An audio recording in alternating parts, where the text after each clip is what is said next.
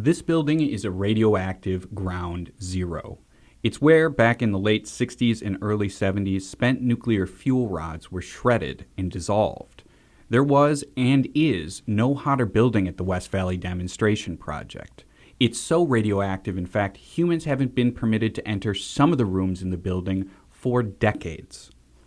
The building is scheduled for demolition this fall, which might be welcome news, but the manner in which contractors plan to bring the building down is causing concern, even alarm in some quarters. This is not a cotton candy factory. You're dealing with a significant quantity of dangerous material, which is dangerous in microscopic quantities. The worry? A similar demolition several years ago in the state of Washington was botched, according to one press account. More than 40 workers were inadvertently exposed to radiation, and contamination from the demolished building was later found up to 10 miles away. Federal regulators cited the contractor for 5 safety violations and withheld nearly $3 million in payment. Contractors with federal approval have the same basic demolition plan for West Valley as they used in Hanford, Washington. The 5-story reinforced concrete building in West Valley will be dismantled in stages. Officials and activists here want contractors to go one step further, though, tent the building to minimize the release of radioactive dust and debris. They also want more extensive monitoring to detect any possible off-site radioactive contamination.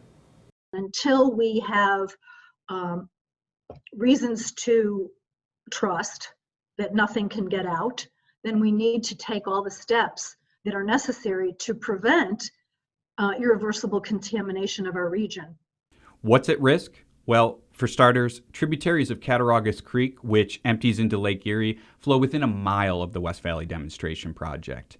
Population centers, including Ellicottville, Gowanda, Salamanca, and the Seneca Nation's tribal lands, are within 25 miles of the demolition site. The contractor and federal regulators insist the demolition plan includes the necessary safeguards.